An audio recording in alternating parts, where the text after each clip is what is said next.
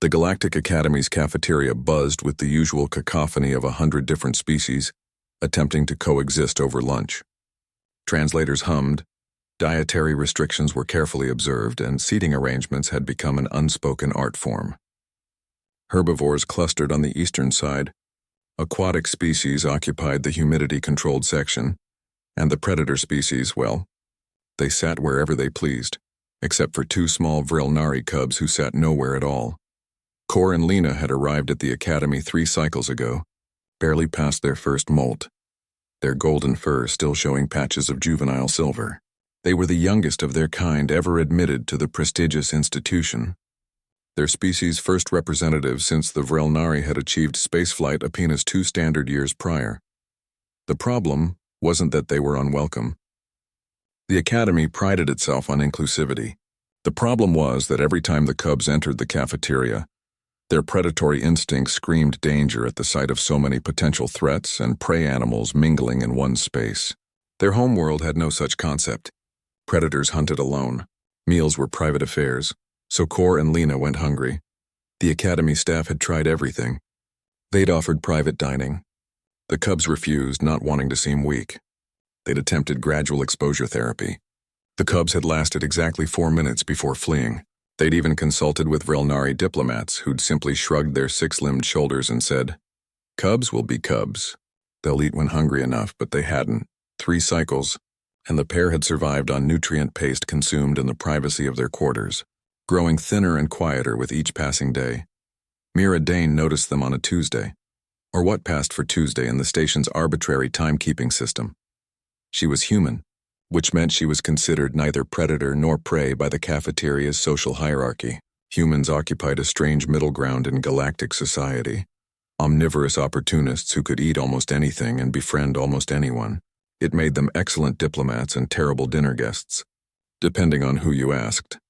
Meera had been working in the Academy's xenobiology department for 2 years, studying how different species adapted to multi-species environments. She'd seen the cubs before, always hovering at the cafeteria entrance, their 2 large eyes scanning the crowd with a mixture of hunger and fear.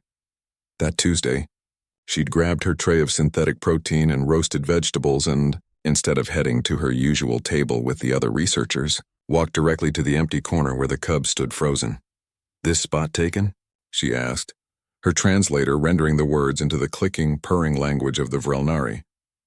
Cor and Lena stared at her. Up close, they were smaller than she'd expected, barely reaching her waist. Their ears, triangular and expressive, pinned back against their skulls. Meera sat down anyway.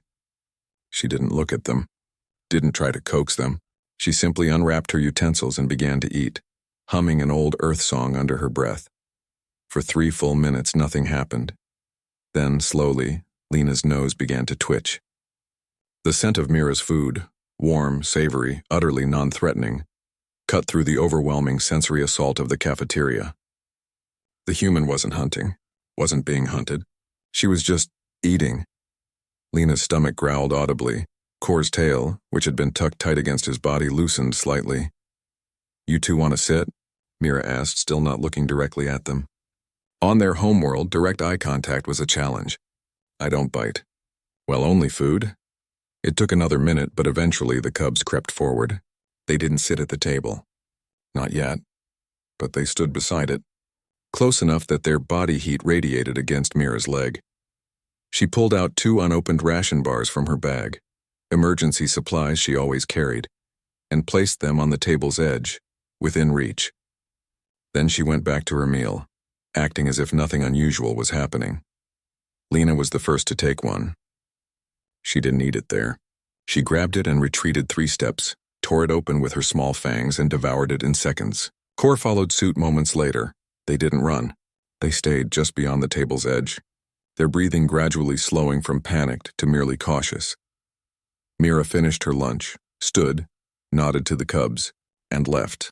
The next day she did the same thing, and the day after that. By the end of the first week, Cor and Lena were sitting on the bench, not eating their own food yet but present, watching how Meera ate, how she occasionally nodded to passing students, how she existed in the cafeteria without fear or aggression. By the second week, Lena brought her own tray. She ate 3 bites before her nerves overwhelmed her, but it was progress. By the 3rd week, both cubs were eating full meals, flanking Meera on either side, their golden fur now beginning to regain its healthy sheen. The cafeteria staff noticed. They began saving that corner table, the one with the slightly wonky leg that nobody else wanted. A small placard appeared, reserved for Dane Research Group. Nobody questioned it. Other students started nodding to the trio as they passed. A few even stopped to chat, keeping their distance, keeping their voices low. The cubs began to understand that this space, this strange human ritual of communal eating, didn't have to be frightening. "Why did you do it?" Lena asked one day, her translator rendering her words into perfect English. She'd been practicing. "Why help us?" Meera considered the question while chewing a bite of something that claimed to be chicken but definitely wasn't. "Where I come from," she said, "we have a saying. No one should eat alone. Meals are better shared. Even scary ones." Kor's tail, now far more relaxed, swished thoughtfully. "On our world, sharing a meal means trust. It means pack, yeah?" Meera smiled. "Same on mine." The cubs exchanged glances, their ears perking forward in what Meera had learned was the Vnari equivalent of a smile. Then, Lena said carefully, "We are pack?" Meera reached over and gently scratched behind Lena's ear, the way she'd seen the cubs' parents do in orientation videos. "Yeah, kiddo. We're pack." From that day forward, the corner table wasn't just reserved. It was sacred, the place where 2 scared cubs learned that the galaxy, despite its size and strangeness, could still hold kindness, and where one human proved that sometimes the most powerful force in the universe isn't technology or weaponry or ancient wisdom. Sometimes it's just showing up and sharing a meal.